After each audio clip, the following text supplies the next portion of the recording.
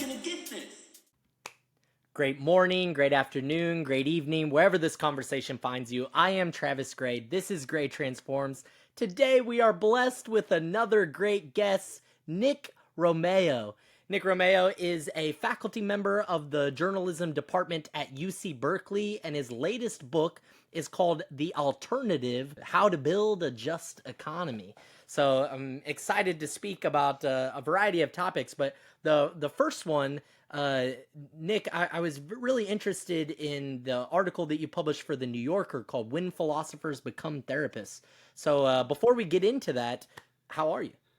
Hey, doing well. Thanks for having me. Awesome, yeah. Yeah. I'm excited to have you. So I'm excited to talk about that article, how philosophers become therapists, when philosophers become therapists. Your book, The Alternative, I had a chance to dabble into some of that. The economics of equity and equality is very interesting to me, and I would love for your expertise in the area of journalism to help some of the audience members that maybe are writers. Sounds good. Yeah. Cool. So when philosophers become therapists, this is really interesting. How did you come across this story, and why was that interesting for you to write, for you personally? Sure. So I've been interested in philosophy for a long time. I actually have a master's degree in ancient Greek philosophy. Mm. And ancient Greek philosophers are, I think, maybe uniquely interested in the question of how to live and how to live well. Mhm. The word therapy has ancient Greek roots. It has to do with caring and tending for others. And, philosophy as a kind of therapy of the soul is everywhere in ancient Greek thinkers. I'm thinking of Plato, Aristotle, but also the Hellenistic philosophers, the Stoics. I think it's pretty widely accepted that a lot of contemporary philosophical movements have deep overlap with psychotherapeutic concerns. I think sometimes they speak different languages, but they're kind of converging on similar themes. I'm thinking, for instance, of cognitive behavioral therapy and its roots in Stoicism.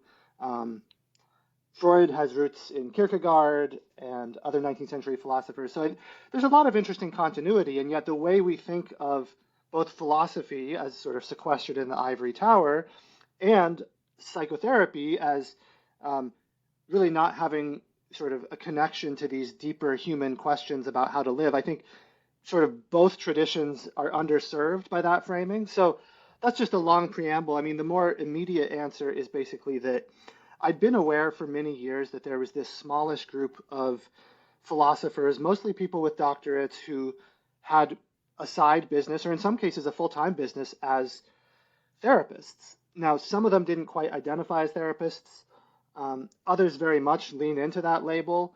So I just thought it sort of raised some fascinating questions about the borderlands between disciplines and also sort of about maybe what some of the unique philosophical contributions could still be in the 21st century to really old questions about how we should live, what constitutes a good life, etc. Yeah, that makes a lot of sense. I'm teaching in a positive psychology program, or I'm teaching positive psychology classes in an MBA program at my university, and we have a really unique approach with this field of transpersonal psychology, seeing business through this lens of transpersonal psychology. And I've spoken about psychology used to be a study of the soul in its initial, Mm, the etymology of that word, and it sounds like the etymology in Greek philosophy of the word therapy, and mm, that real therapeutic healing of the soul is really important foundation and roots to the field, but it has since evolved or devolved in some ways. It has since grown into this psychology, this study of ego rather than a study of living well and soul, and then it put positions it positions like a hierarchical look at people that need healing as patients instead of collaborating in that space. The way that you wrote mm, about David, it sounded like David and Amir. David was collaborating with her in that space, and that collaboration to have a safe space to ask these questions and have a philosophical discourse about questions of freedom and what other questions might mean, I think that is a slice of the pie for a really good psychotherapeutic space for people. Hmm. Yeah, totally. I mean, I think one thing that sort of emerged from the reporting and research for that article, and just from talking to people, both patients and philosophical counselors, is like there does seem to be some subset of people for whom what's most important is not necessarily learning to live with better adjustments given your existing values. It's actually transforming your values and having a sort of different moral and philosophical approach to the world. And so, philosophers do have, I think, some claim to expertise in, questions of how to live. Now, that being said, I definitely am skeptical. I don't think it's a sort of I like what you were saying about like non-hierarchical. I would be a little skeptical of a philosopher who simply just pulls rank and says like, I have a PhD, here's how to live your life. I mean, especially for someone who studies like the ancient Greeks, like Socratic inquiry is very much, dialectical, right? I mean, and that's a term in therapy as well. So the dialectic, the kind of give and take in conversation where we're both inquiring into a topic and trying to get at what's true, I think that's really important. Yeah, I'm a big fan of the CBT, cognitive behavioral therapies, or the DBT, dialectical behavioral therapies. But I'm also interested in narrative and meaning making that people have, and all of that requires to be effective requires a philosophical lens to see all of those questions and ideas through, and then an ability to collaborate well with that person in that therapeutic healing space that is safe for them. It really reminded me of the kind of work that Carl Rogers would do in creating a space of unconditional positive regard for the participant in that therapeutic space to just be safe to ask these questions. Unfortunately, so often in our relationships, it's not safe to ask many questions. In our intimate relationships, the question that was posed by David, those are uncomfortable questions for our partner, and maybe a really important dialogue that needs to happen in terms of the health and well-being of that relationship, but tough to have those questions. Absolutely. Yeah. Yeah. And they're good questions to have, and like the power of having good questions is so beautiful, so important. I think that makes it a really powerful space. Like, are we asking ourselves the right questions? Are we even asking the questions at all? Sometimes it's just locked in our own self constructed narrative, and we're speaking to we're speaking to the wall. Nobody's giving us that feedback. So that was a really great opportunity that Amir could facilitate in that philosophical space. But I think great therapists do that as well. Yeah, absolutely. Absolutely. So that was great. That's what really got me interested in having this discussion with you at first, was that article for the New Yorker. But then I noticed that you have this book, The Alternative.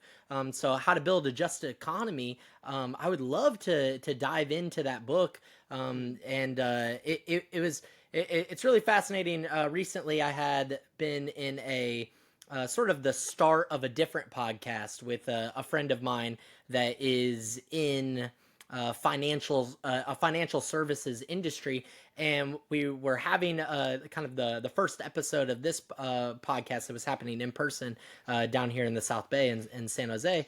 And we had this conversation, this question about do we believe that it is possible for the economic system as we see it today to serve everybody, or maybe is that possible, and is it probable that would come to emerge out of maybe maybe the destruction. Well, one of our friends came into that conversation, was like, maybe it would require a revolution in the way that we see the economic system today. So what do you see are the major problems of the current economic system? Sure. I mean, I think the two big things that come to mind are the climate crisis and wealth inequality, and then there's sort of lots of sub-components for each of those. And the hope for the book was really to provide a series of reported and researched case studies of compelling models that already exist at some scale. So it grew out of years of reporting for the New Yorker, mostly in Europe, somewhat in the States as well. And, each chapter kind of goes into one model. So I have chapters on job guarantees. There's a job guarantee trial happening in Austria, living wages, worker ownership, climate budgeting, participatory budgeting. There's chapters on investment capital and how sort of financial engineering might make the economy a little bit more fair and sustainable. Um, so, a lot of books, I think, understandably, start with a sort of devastating critique of what is wrong. And I certainly understand that there are many things that are wrong.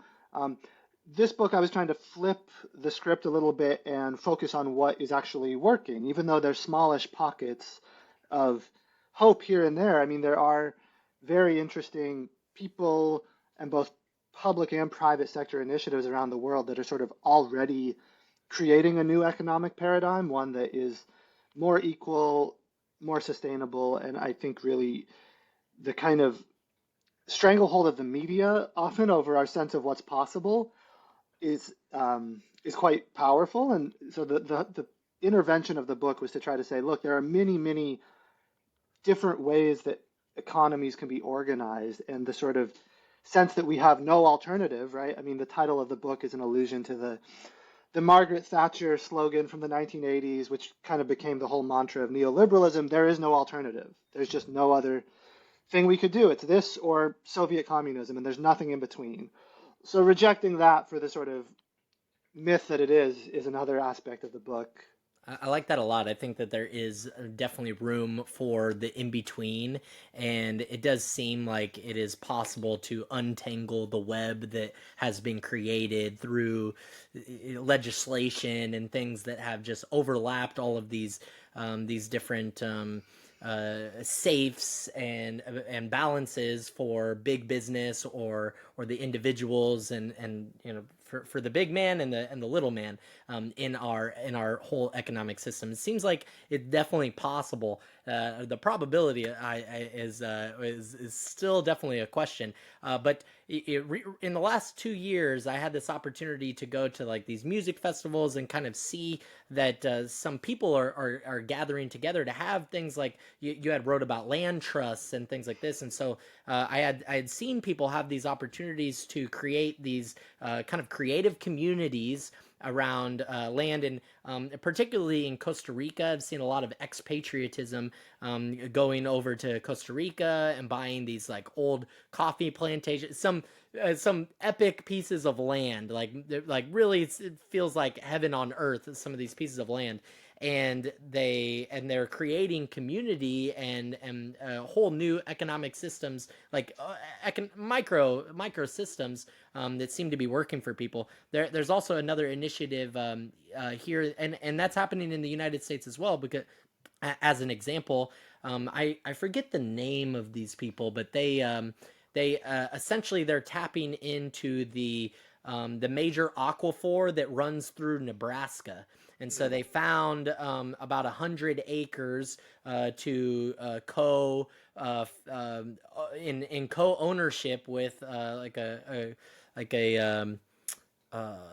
collective land ownership over this 100 acres that is tapping into this natural aquifer, which gives them one plentiful, important resource in order for that community to be sustainable. So can you speak a little bit about your thoughts on all of that? Yeah, I think sort of collective and shared ownership models are very encouraging. In the book, I talk in one chapter about retiring business owners as well as some younger business owners who are transferring the ownership of their companies to a legal trust. And the trust then stipulates a purpose, which can be very open-ended. It could be profit sharing with employees, it could be a donation of some percentage of annual revenue to an environmental nonprofit. It could be a mission. It could be that this organization is going to prioritize hiring people who were formerly homeless or incarcerated. These are all actual examples that I talk about in the book. And, the basic power of that model of trust ownership is that it kind of dethrones profit maximization as the fundamental purpose of a business. It says, sure, profits are useful, but they're a tool. They're a means to this further end, which is open to definition, but often quite pro-social, right? Helping workers, helping the environment, having some kind of um, purpose for a company beyond making money. So I mean, I think that's a very encouraging development and sort of making the default, the status quo, be this model that's currently a little bit marginal. I think that's the kind of the coming decades. We'll see if that occurs.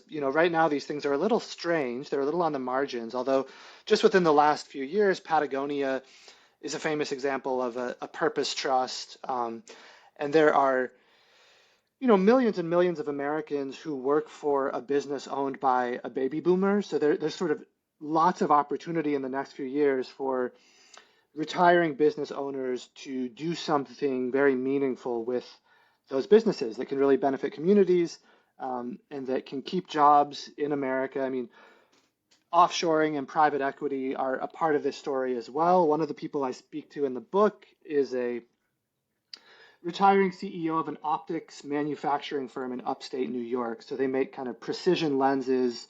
They have components that, are on NASA explorers as well as in smartphones. And, they have been doing business in Rochester for decades. And so they've watched other big companies basically be purchased and offshored, like Kodak is one example. So this guy was thinking about, what to do when he retired. One of his options was to accept a sale, and he would have made huge amounts of money from that if he had sold to private equity or to a strategic buyer.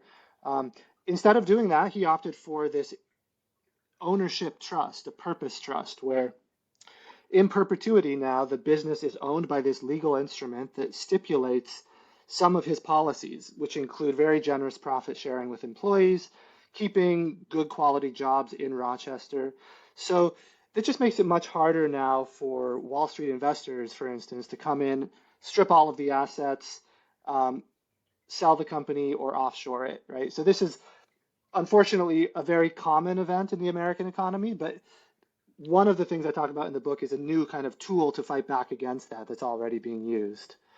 Um, So he's using, so like somebody that is retiring is using a trust, a purpose trust, to keep the generativity of their legacy alive. exactly right. Wow. Yeah. Wow. Yeah. Right. Because, that's this sort of vulnerable moment when the values of the founder don't necessarily persist beyond the retirement, but the trust enables them to kind of live on in perpetuity. Wow, that's amazing. So now Yeah. who runs and operates that business? If it is it like a piece of paper is now owning and running Yeah, no, that it's business? a great question. So there's a board of trustees. Yep. There would be employee representation on the board. There would be an outside trustee. In some cases, the retiring founder might keep a seat for a few years, but they're sort of in a fiduciary capacity. So they're Yeah. responsible for upholding the terms of the trust. It's not like they could say, "Hey, look, if we pay everyone less money, we can all get bonuses. Let's do it." Right? That's off the table. Yeah. Yeah. So the board of trustees, are those previously appointed, or what happens when they are passing away or retiring? That just continues to ripple Yeah. on. Yeah, I mean, typically, I think the trust agreement would sort of specify the composition of the board. So you Yeah. might have, a board with two employees, one outside advisor, and one person from sort of senior management, for Yeah. example, right? And then those individuals might cycle through, but the composition of the board would be stipulated by that trust. Wow, that's really interesting. When you were writing this book, did any of your perspectives personally shift as a result of writing the book? That's a great question. I guess just sort of, I guess, availability bias being what it is, like I had in my mind these hopeful examples. So I think I felt a bit less despair than I might have otherwise. More of a sense that, like, oh no, there are people doing good things, including in the private sector, right?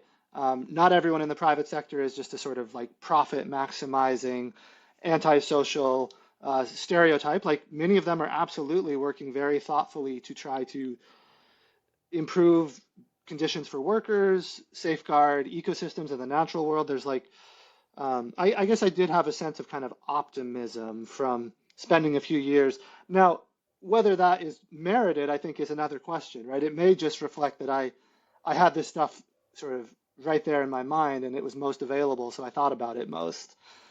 There's certainly no shortage of reasons to be depressed about the economy. Yesterday I had saw this like an Instagram reel of some sort, and it was talking about the prevalence of glyphosate in these fast food companies' food, Yeah. and it hit like In and Out Burger, and I was like, no.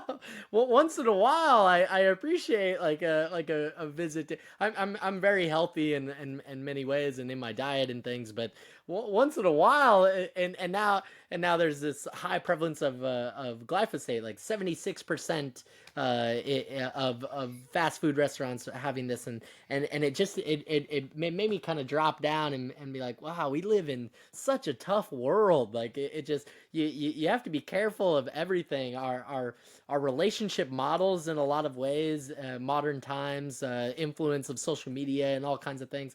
Our Mm. relationship, our ways that we relate to one another is kind of like in some ways going downhill. In some ways, it could be an opportunity to be informed in really beautiful, effective ways to have better long-term relationships.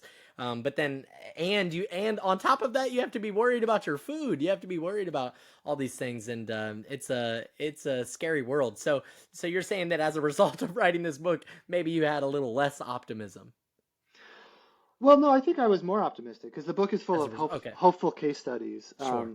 But yeah, I totally take your point that there are lots of scary things. I mean, one chapter in the book gets into something called true pricing, which sort of poses the hypothetical, what if we could actually know the cost of everything we consume? So what does that mean? I mean, take your sort of Econ 101 example of like an apple at the grocery store. Um, what if that apple actually flew 7,000 miles to get to your grocery store? Well, now we want some sort of markup because of the carbon footprint. What if the people who grew the apple were underpaid or sexually harassed or couldn't unionize? Maybe then we have a markup for labor conditions. What if there are pesticides that have a known carcinogenic property that were sprayed all over your apple? Well, we could actually sort of calculate the public health cost of that apple. And so true pricing says, in fact, we do have a lot of this data. We can include into the price mechanism itself the cost of goods that's currently externalized onto the natural world or other humans, often far away along a supply chain that you don't see or think about. Um, and I'm talking about an apple, but you could do the same thing for a hamburger, for a smartphone, an electric vehicle, a conventional vehicle. Um, One application of true pricing is consumer facing, where you actually say to people, the cheapness of the goods you're buying is an illusion. Someone else is just paying the cost, and that's a policy decision to externalize those costs. Another, maybe more promising application of true pricing is as a tool of regulation and legislation. Like if we knew the actual cost of the US food system, there was a report from a few years ago by the Rockefeller Foundation that on very conservative principles essentially tripled the national expenditure for food. So when you take into account all of the chronic health conditions that we know people will develop because of how they eat in America, when you think about aquifer depletion, soil erosion, um, the cost of remediating the environmental impacts of how we grow food. Um, Another way to think about true pricing is it just sort of it makes visible the cost of doing business as usual, right? I mean, in Berkeley, there's a sort of bumper sticker you see, which is like, when you throw something away, where is away, right?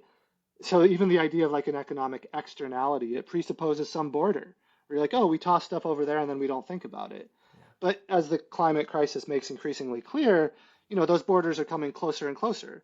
In many cases, now we live with the consequences of our own um, pollution and our own mistreatment of others. So I think true pricing is like, I guess what you were saying about the in and out story made me think about that chapter from the Yeah, book, which is again like I don't know if it's hopeful, but it is a different way of thinking about these issues. Yeah, I mean, my question would be then, if glyphosate is added to my in and out, should that decrease the cost of my in and out, or should that increase the cost of the in and out? Because it sounded like you said that maybe labor conditions for where that apple Yeah. it comes from, maybe it should increase the cost of the apple to pay for those labor conditions.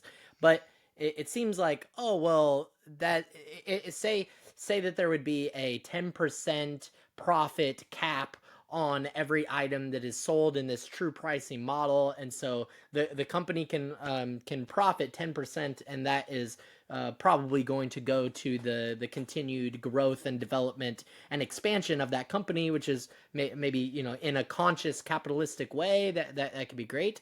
But if there are terrible conditions and you're increasing the cost, they are still increasing the profit. If you're decreasing the cost as a result of those terrible conditions, then their profit is going to decrease as well if it is maintaining some sort of cap. And then it just seems like there's going to be, legislation and protesting about how much that cap should be. Should you profit 10% or 20%, or why have a cap for all of those things? Do you think that does that make sense? Like should it Yeah. should it go up or down as a result of glyphosate?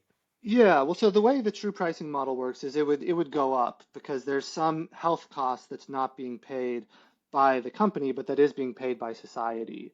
So you can think about that cost as an externality of the transaction that's being borne by society, by probably tax dollars, or um, certainly not by the company. And so if you charge more, if you increase the true price, you're right that the company might just say, well, we want to preserve our profit margin, so we'll just charge even more to preserve the same profit margin.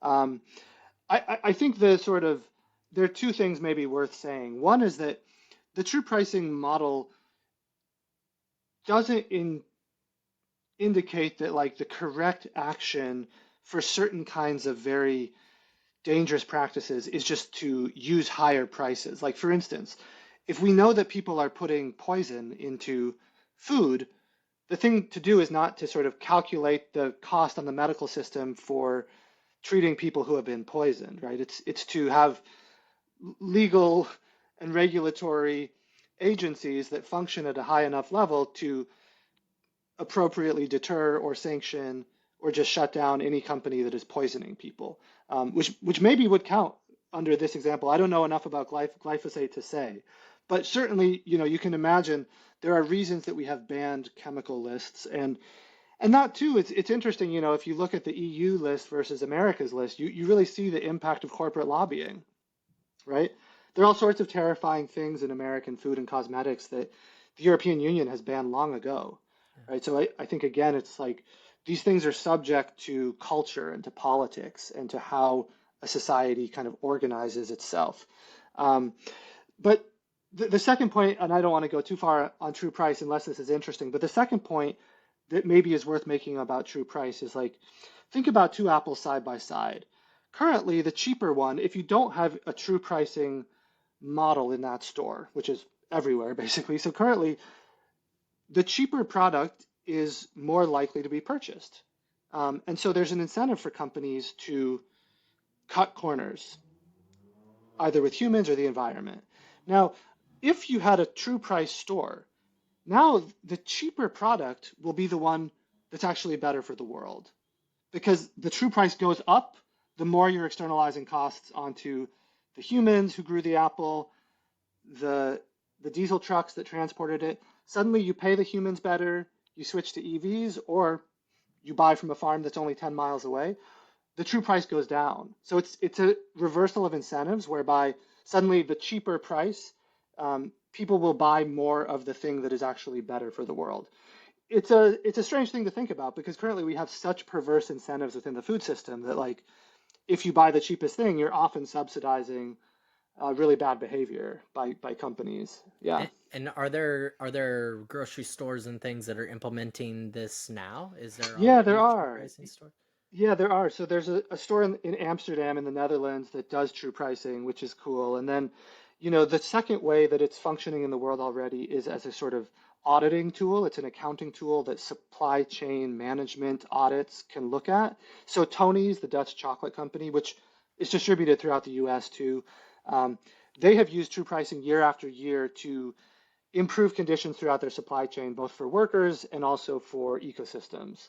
So year on year, you can look at their annual reports, and they use a true pricing model to say we're improving in all of these different dimensions. The founder of Tony's was a former journalist who was very concerned about forced labor in cocoa supply chains. There's a lot of that. And he wanted this sort of level of transparency. So it's very much a value of that company. And it kind of makes sense that true pricing would be a good fit given the worldview of the founder. Yeah.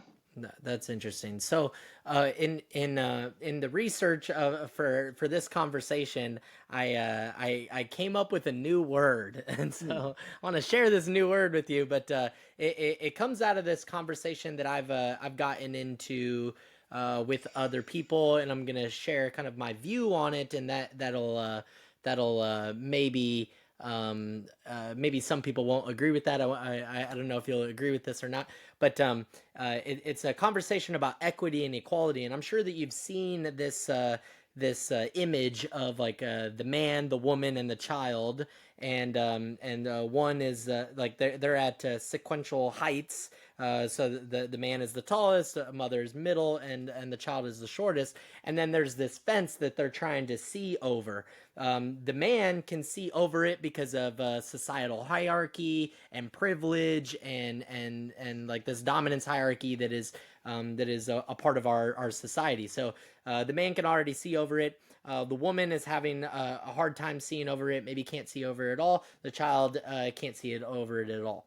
So then there's equity that is given, and so equity meant that each person gets a measure of box underneath them for them to stand on, so that they can all see over the fence. But the problem is that it shifts the balance in like how people, now maybe men in this image, men are now upset or discouraged by the amount of help that is being Hmm. used to support others, rather, and then they're not getting that same amount of support. And then equality would be the same level of box is given to each person, but the problem with that is that it still maintains the privilege and dominance and problems of society, the patriarchal problems that people see, with the man being able to see over the fence. The woman maybe can see over it a little bit more, but the child still cannot. So then both of those have their own philosophical constructive issues. Well, and so that's equity, equality, and then the new word I'm going to use is encompassivity.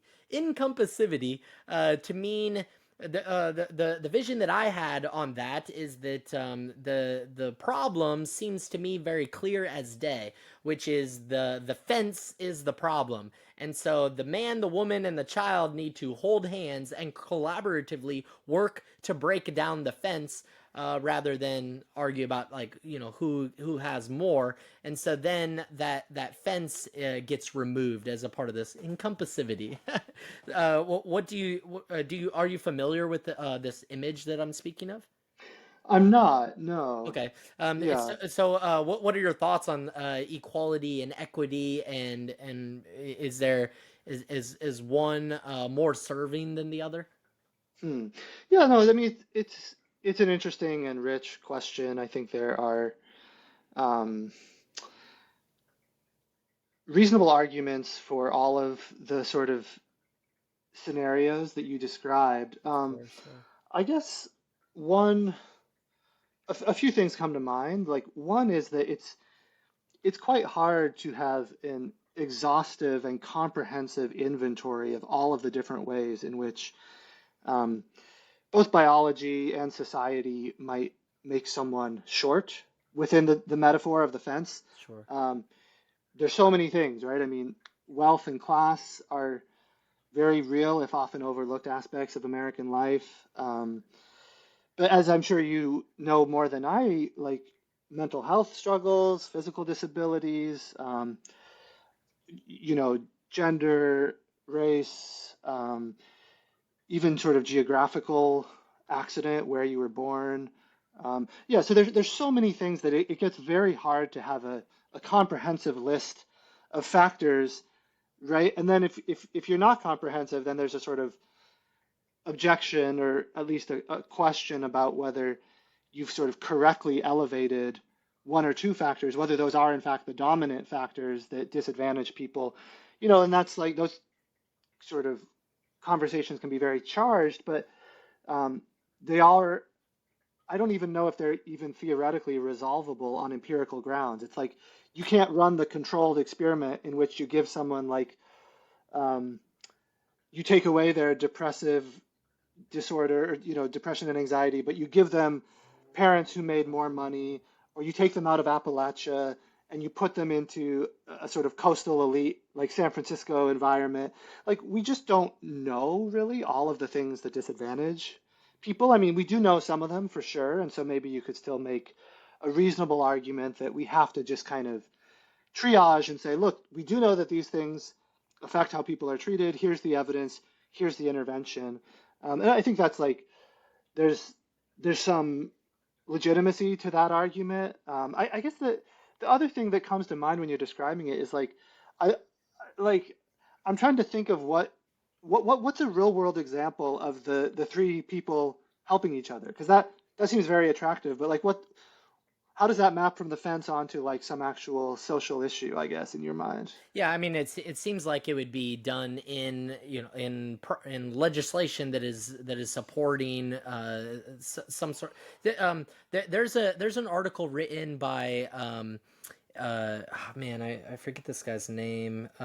He used to be he used to be connected to Ayn Rand. I think he was a journalist as well. Are you familiar with Ayn Rand? Yeah. Yeah.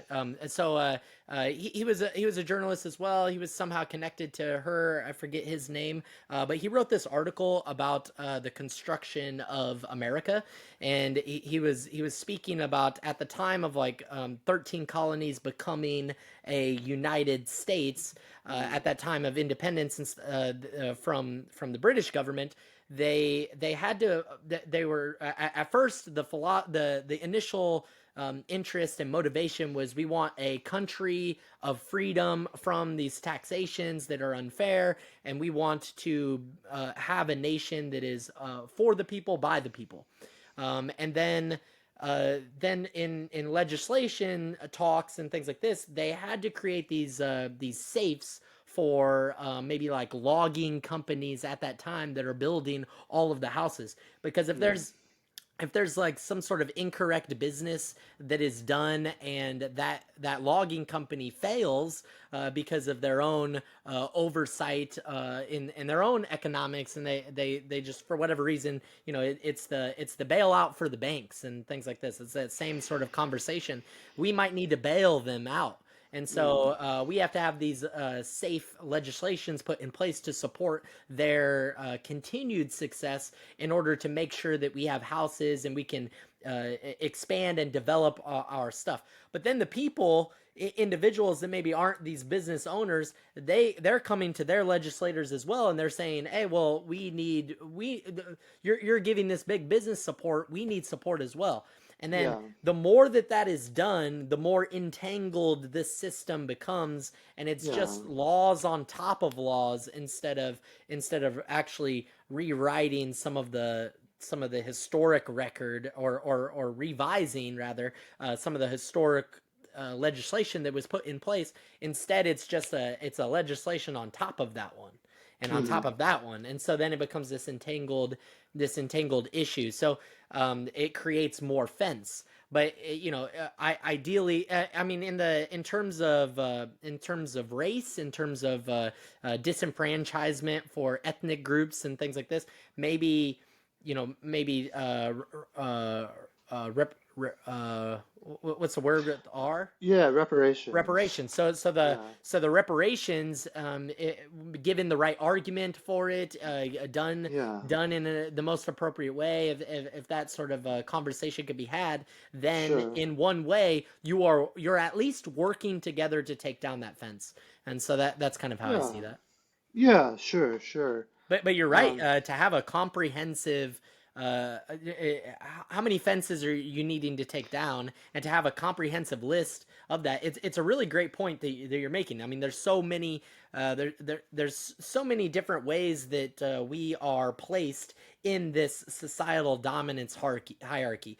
yeah, And if I'm a woman and you're a male, or you're a male and I'm a woman, like the male female difference in the societal hierarchy.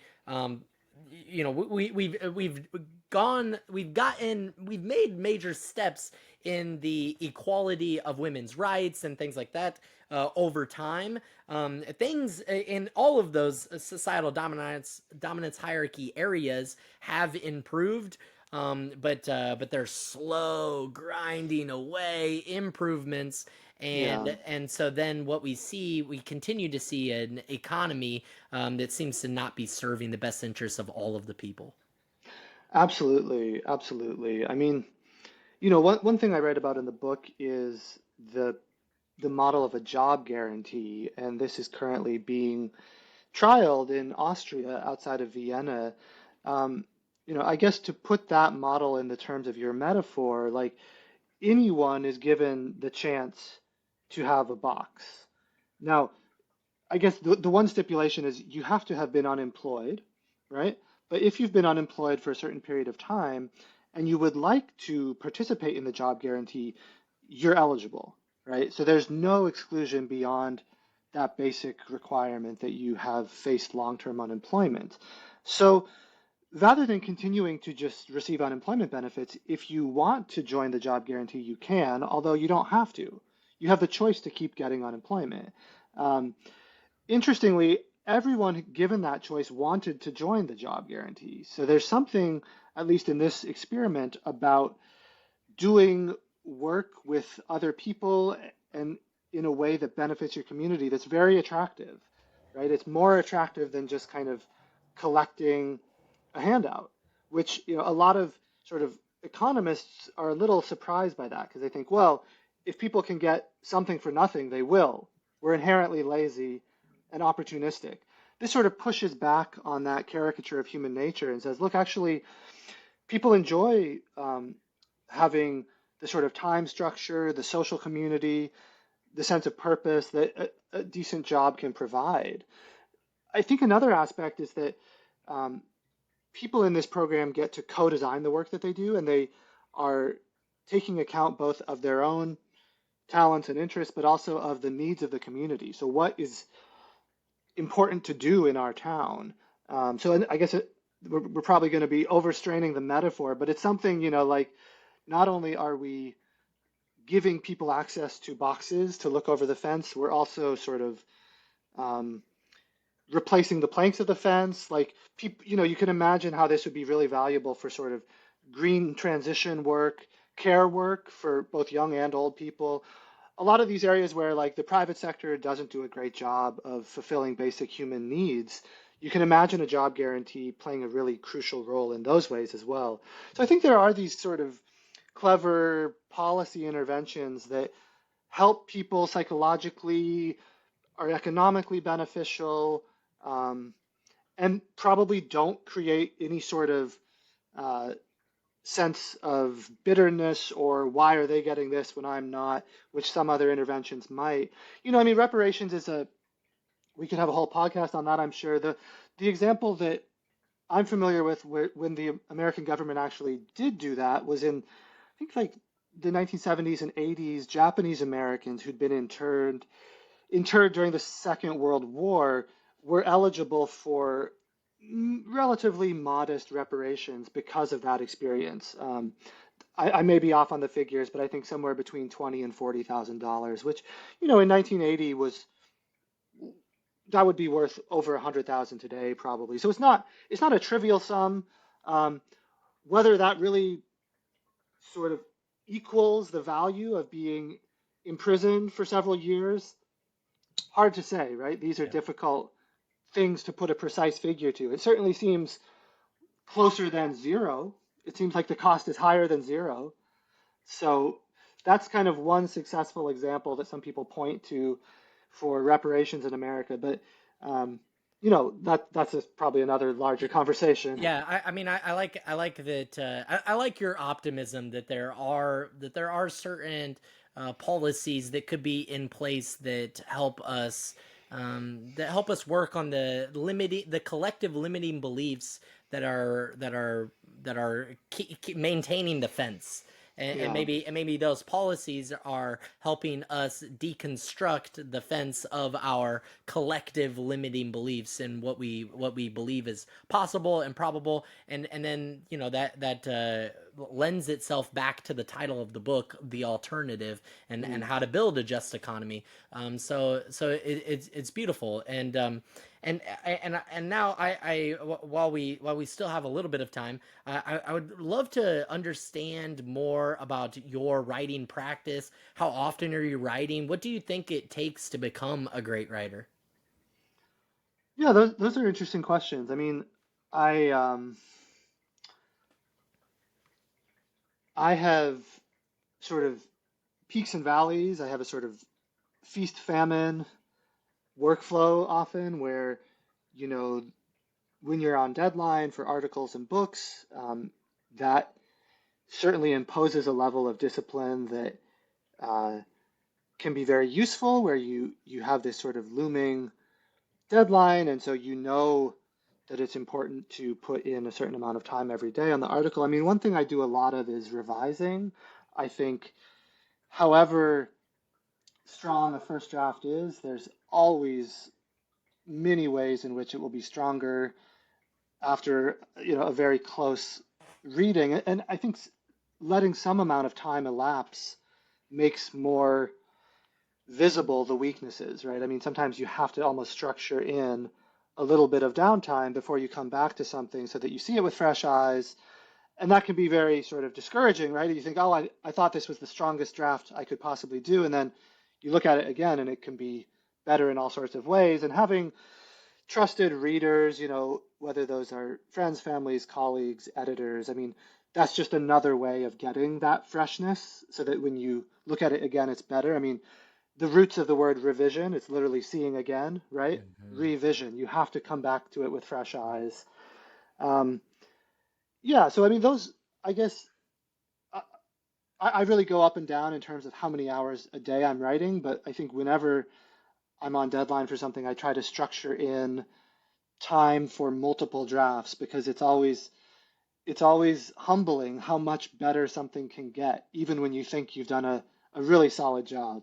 Yeah, I mean, so it just, I think that I'm not going to remember who said this but essentially, if you're not writing, you should be revising. If you're not revising or writing, you should be reading, and then that is the cycle. And so, revision is such a beautiful and important and foundational. You're almost revising more than you're doing the other two. It's almost more revision. Even as you're writing, there's some revision happening in Yeah. the stream of thought during your writing. Yeah. So falling in love with that process of revision, I think, could be helpful to others for sure. So thank you so much, Nick, for being a guest on the podcast. I know it was kind of out of the blue that I reached out to you, and I really appreciate it. I think it was a really cool conversation, really interesting conversation about possibility of a just economy, which is amazing, and how deep the philosophy, like how deep that can be in so many different ways, and how foundational that is. So it's interesting how we can tie all of those things together. Is there anywhere that people can continue to be transformed by your work? Anywhere that people should go? Yeah, I mean the book is available online. You can get it sort of wherever books are sold, and then I try not to really do much social media. I am on LinkedIn, Good for you. but yeah, I guess yeah, you can join me on LinkedIn if that's not too dweeby of thing to say. Yeah. but maybe following you in the New Yorker, the Washington Yeah, Post. These are where you're writing articles. That's great. yeah. Faculty member in the Department of Journalism at Berkeley. So if you guys want to get a journalist degree, that's a good place to go, UC Berkeley. But the alternative, how to build a just economy, available everywhere they sell books. It'll be in the description and the notes as well. So thank you so much for having this conversation with me. I really appreciate it, Nick. Yeah, my pleasure. Thanks for having me. Cool. You're thinking, who is this man talking to?